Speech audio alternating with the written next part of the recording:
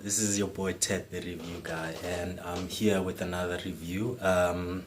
Reviewing Incredibles 2. If you haven't watched the movie, this is your spoiler alert warning. I'm gonna spoil the movie, so please go watch the movie and come back and watch it and watch this review. And yeah, we can talk about everything that you loved about the movie or didn't like about the movie. On my side, I enjoyed the movie. I have an MVP, which is Frozo. I have not amazing scenes.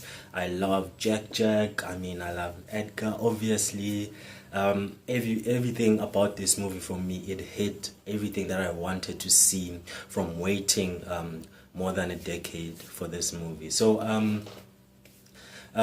this movie is directed by the same guy who directed the first one, Brad Bird. And Brad Bird, I don't know much about him, but I know these two movies of him. But yeah, I'm gonna research more. Maybe he's done some work that I don't know about. Then I'm gonna check them out. But other than that, yeah, let's get into the movie. The movie starts where the first one ended, which is quite cool because I wanted to see who is Underminer. I mean, he comes out, I am the Underminer, all of those things, and then they cut the movie in the first one, and then they leave us with a cliffhanger for 14 years, and then the movie comes out now this year, and it starts there. But it starts with Tony, the one that asked Violent out to a movie on the Friday. It starts the way he's being interrogated and all of those, because apparently he saw Violet without the mask after they were getting dressed as superheroes when the Underminer came out. And so yeah, it starts there, and then it starts with them battling, trying to stop the Underminer from taking over or robbing the bank. And his plan was solid, cool. Like, I was impressed by his plan, and he managed to escape, like his plan was solid. He got the money, he got everything that he needed. Like, that was on point what he did there. So with them trying to stop, and then he made a distraction for them to chase whatever that machine that he has, and then so that he can escape. And then all these things that he made, his plan was very well done. Even though he didn't even know that then the supers will come back, and fight him, but he had his plan laid out, which was quite cool for me. And we go on and see them trying to stop this machine from wrecking the city and all of that stuff. And we see Mr. Incredible trying to take over everything because he thinks he is more experienced than Elastigirl. And the children are trying to get into the fight, but because they were told to stay behind, they go back and fight and, challenging their parents on what they said. It's like, your powers make you great. All these things, they keep on using their own words against them, which is quite cool.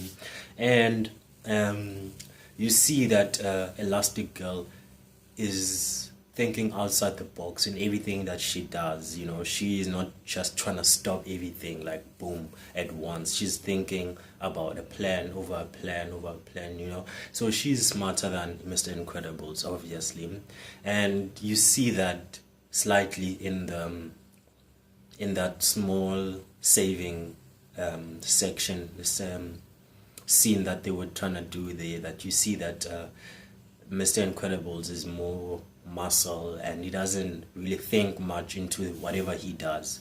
And then you see Frozo coming in, helping out, and Frozo is my favorite character in this movie. He's the MVP for me because he did so much work in stopping most of the things that were, like he was incredible. And yeah, like we see now there's this new guy trying to recruit them, and then Frozo meets this guy, and he says the right things to Frozo, that there's these laws that make you guys wanna always be in hiding, and don't you wanna change those laws? And obviously that sounds good to Frozo as a super, so he takes the spade from this guy, and we see him on the other side, the Incredibles dealing with them being caught after saving people and after breaking the law, actually saving people but breaking the law. So you see them being taken away, and the guy who's been helping them helps them for the last time. This time he says that the program has been shut down, so they have to think of, stopping, like retire.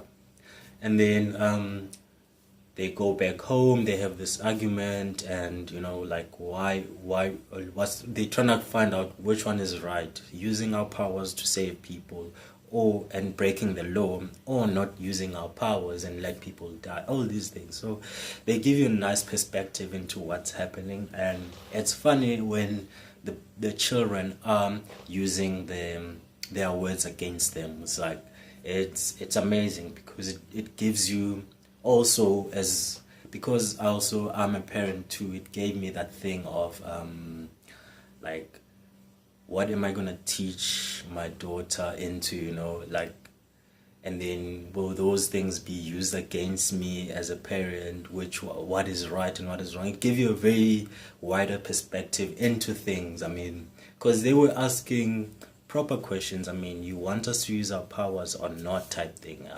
Now, are we allowed, or is it okay to break the law just because you're saving someone? All these things, like, it's a lot to go to, to think about. And this is just the beginning of the movie. And then, Frozzo brings the idea to the Incredibles, in Mr. Incredibles and Elastic Girl, and tells him about this guy who wants to renew or re-establish this law, or renew this law, remove that law of them being illegal as supers. And then they go to him, and then we meet him and his sister. His sister is an inventor, and he is more marketing, and he can sell anything type of guy. He's more charismatic and all of those things. But they want Elastic Girl instead of Mr. Incredible. As you know from what I said before, Mr. Incredibles always thinks he's better than Elastic Girl because of experience and all those things. But when it comes to Elastic Girl, she thinks better when she handles her saving things, so her saving moments, so her heroic moments. So she has minimum damage to property and all those things more than Mr. Incredible. So she has less damage to the town and property and all than Mr. Incredibles, and they needed a friendlier face and all those things. So yeah, they take her as the face of as an advocate for the heroes, for the supers and all of those stuff. And then now Bob has to become the stay-at-home dad, and yeah, we see him going through those challenges of homework and boys, and because now Tony his memory has been removed by the program that hides supers, and they removed a Violet in his mind, in Tony's mind, Violet as a whole. So now Tony doesn't remember Violet, and Violet has been trying to talk to him because she thinks everything is fine, and then she finds out that they were his dad told the guy that they saw Violet without the mask and all those things, and it was handled poorly because they removed everything, and so he's trying to deal with boys' issues, homework, and Jack and his powers, because he's trying to put him asleep, take him to bed, and then the next thing you see is him teleporting himself to the TV room again, and he's like, he doesn't even get sleep. So we see all of that stuff, and then on the other side we see Elastic Girl with his new mission, her first mission, and we see him trying to save a train that was supposed to go one way, and then it started going the other way, and it didn't have enough, rail to go on. So Elastic Girl has to save that train and all of those stuff, and then she does successfully, with minimum damage as possible that she can, avoid.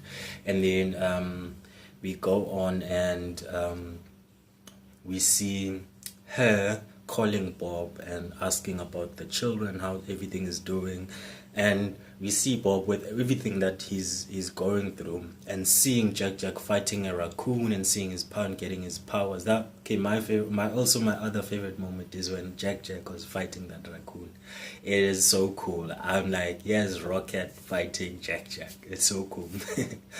But yeah, that was my nerdy moment. It was lovely. I enjoyed the multiplying powers, the laser, everything. It was just amazing. His powers are so cool, because his parents didn't know in the first movie. As the audience, we know that Jack does have powers, but they didn't know. And then yeah, we see other powers that he has, and he's overpowered, like overpowered. He has so many powers. It's insane. And so yeah, we see Bob being excited about Jack getting powers, and then he doesn't tell Elastic Girl that Jack has powers. And then when she calls, he doesn't tell her anything. He says everything is okay. Doesn't tell about Violet, about the math problem, about Jack. He hides all of that stuff. And then she doesn't trust Bob to take care of things at home. So it also gives you that that dynamic of parenting, and trying to make your family whole or succeed. Because even Bob says, if I succeed at home, she succeeds at work, and we get to live a better life, that type of thing, which makes sense. Like, you cannot, like, imagine if Bob told her what's happening, and she was gonna panic and want to come home and lose her job, and they're gonna have to go back to the motel and all those things. And so it's a matter of, do I tell my partner everything? Is it okay to lie to my partner? All these things. So yeah, Pixar takes you through that too. It's like it makes you think, and it's great. I loved it. So like at this time in the movie, I am enjoying every moment. I am laughing where it's funny, and yeah, like we see this new villain, Screensaver, taking over he's the one that took over the train, hypnotizing people. And we see like there's a bigger plan into this Screensaver thing, because the villain is trying to make superheroes bad, like they must not be renewed, which is what Elastigirl is trying to do. So he's trying to negate that. This is what we know. And then we found out that in the end that the villain is the sister of the guy who recruited Mr. Incredibles and Elastigirl and Frozo. We see that, and then we see we also saw other supers with cool powers. I enjoyed Void's power. She's quite cool, and the guy who crushes things, Crusher, also he was funny. That one part where uncrushing part, that was funny for me. And yeah, we see other aspects of like the bigger world of supers and all of that stuff. And then we find out that they arrest the wrong guy who was supposedly the Screensaver, but he was also being controlled. And so, but as it goes on, they're trying to make like a Sokovia Accords, like the Avengers. They're trying to bring superheroes back, but every country must allow them to do that, to work like that, not be illegal. So yeah, we see them fighting. The girl trying to negate all of that and make them bad. And then yeah, and it's a cool sequence. And we see Frozo doing his thing again, saving everyone. As I said, he is the MVP of this movie for me. I enjoyed everything of Frozo, like every minute of Frozo. He's so cool. I would like to cosplay him one day, do the beard and everything. But yeah, and then yeah, and we see them succeeding in stopping the villain and all of those things. And and being restored as superheroes of the world. And it's a good movie, like amazing. I will rate it a 9.5 for me. So out of 10, it's a 9.5 because I thoroughly enjoyed the movie. It hit every point of a sequel that I needed. I feel like it is a well-deserved wait. Yeah, if you enjoyed it too, please let me know. And if you enjoyed this review, please like and share. And yeah, and let's just discuss about the movie. And if there's anything that I missed that you would like to talk about, please comment down below, and let's talk about it. I'm sure there's stuff that I missed because I'm very excited. I watched it a day ago. Yes, and yeah, I'd like to discuss with you guys what you guys liked, what you guys didn't like about the movie. Did it live up to the wait? Was it worth the wait for you? And yeah, we can just talk about everything that maybe even the future of Incredibles, of the Incredibles, is gonna be Incredibles 3.